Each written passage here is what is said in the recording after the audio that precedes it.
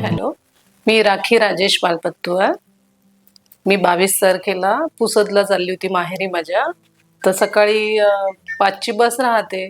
4:45 वाजता आम्ही पोहोचलो.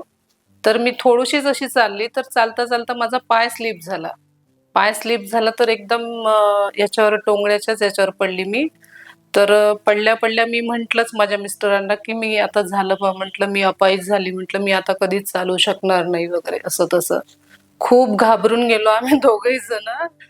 आणि मग हे पण घाबरून गेले. आता काय करायचं, कसं करायचं? मी म्हटलं ह्यांना की आत्ताच आपण लगेच इकडच्या इकडेच हॉस्पिटलमध्ये जाऊ. इवन मला उठता तर येतच नव्हतं आणि ऑटोमध्येही बसता येत नव्हतं, गाडीमध्ये बसता येत नव्हतं, कसंच बसता येत नव्हतं. पण मी कशीबशी तरी बसली ते खूपच हे करून. आणि मग हे म्हणाले की आपण घरी जाऊ पहिले. मी म्हटलं घरी जाऊन मग हे विचार करत बसले, घरी नेईल त्रास होईल बा म्हणून. मग यांनी रस्त्यात विचार केला आणि मग एकदम या रस्त्याने टर्न झाले, इथे चेपूरवरचा दवाखाना आहे बा म्हणून. मग आम्ही सकाळी 5 वाजता हॉस्पिटलला डायरेक्ट इथेच पोहोचलो आम्ही.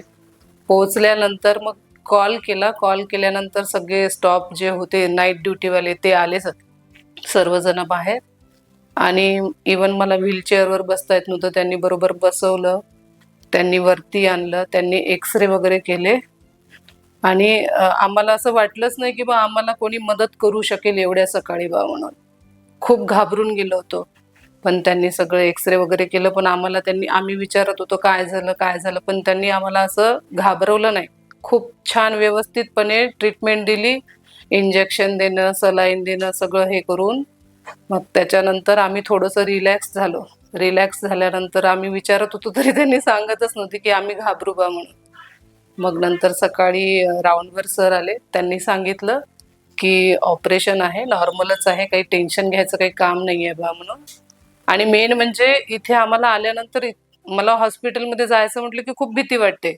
पण इथे आल्यानंतर मला इतकं छान, म्हणजे इथलं ॲटमॉस्फिअरच इतकं चांगलं आहे की विचारू शकत नाही. म्हणजे मी 5-6 दिवस इथे राहिली ना, मी बिलकुल बोर नाही झाली. लागलं तर घरी गेल्यावर बोर झाली.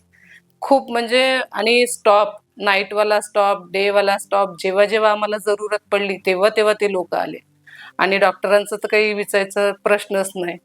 ते पण 2 टाइम येऊन बघत होते, सगळं हे करत होते. आणि 22ला ऑपरेशन झालं माझं. 9 तारखेला स्टिचेस काढले. आणि आता मंडे पासून फिजिओथेरपी चालू आहे. 2 दिवस झाले आता. बघ